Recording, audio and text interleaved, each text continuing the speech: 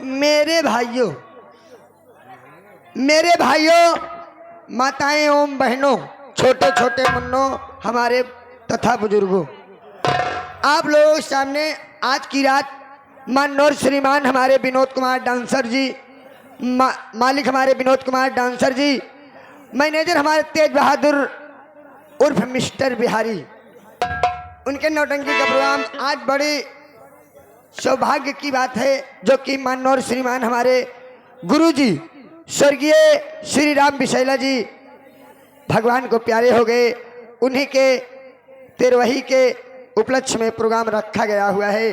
तो आइए सब लोग, सबसे पहले कोई भी कार्य करने से पहले भगवान के देवी देवता का नाम ले, बहुत जरूरी है।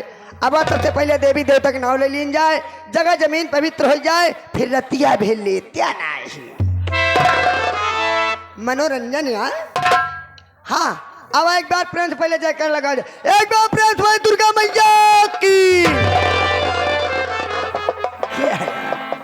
आगे वाले कहा था जय, माई बहनियों कहती हमरे ठेहुने पे गए।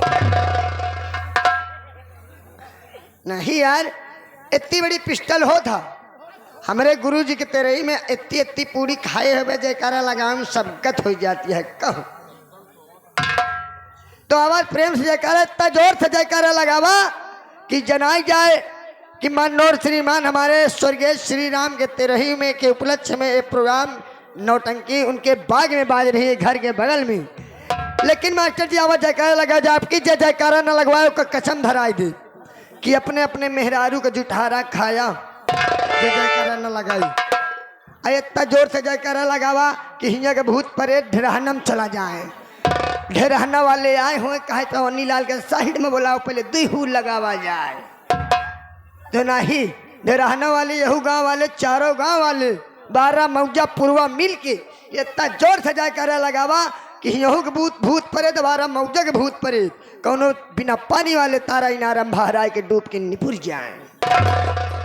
आपकी जोर से जयकारा लगाया, भगवान का नाम ले, कोनो चोरी नहीं बा।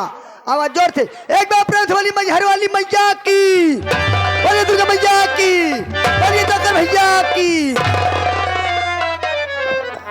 का हो चवन्नी लाल? क्या कहे भैया? ये जोकर भैया के यहाँ के? जोकर भैया आज के रात के कबो कबार यह बात याद आ जाता, कबो कबार पहलवान हमारे गुरु रहे हैं।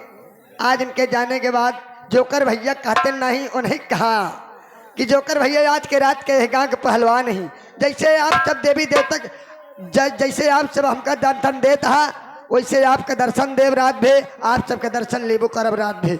लेकिन मास्टर जी ऐसे नवरात्र के दिन चलता है, एक भक्त माई के मंदिर में जाके का अरे लगा हुआ था। क्या बात है?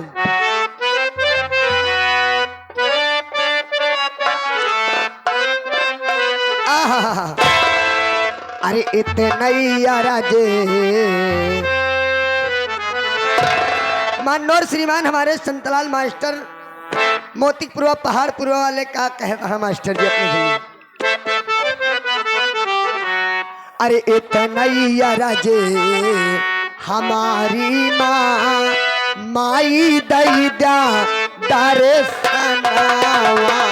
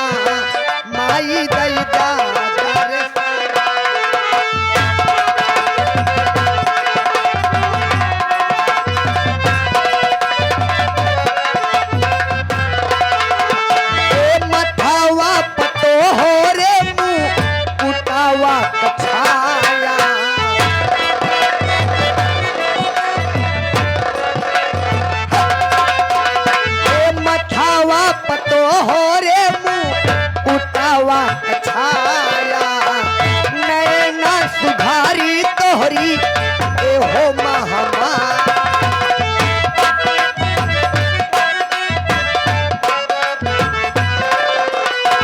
मथावा पतो हो रे मुँह उठावा छाया नैना सुधारी तोहरी ए हो महामाया हम सवा पकाई के हम सवा पकाई के सावारी माँ माई दैदा दर्शन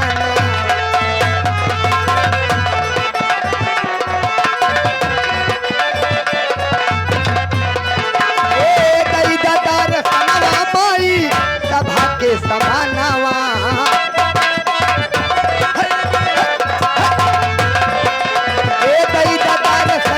सभा के समानवा है इतनी आराजे हा मारी माँ माई दैदा दर्शनावा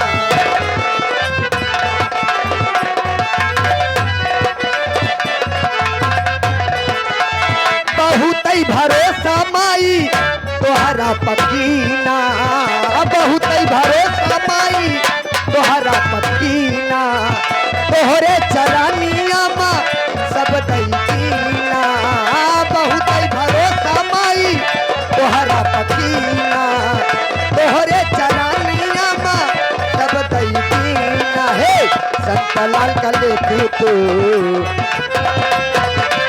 ये संत लाल का लेती तू बारी माँ माई दैदा दर्शनावा सवा पकाई के बारी माँ माई दैदा दर्शन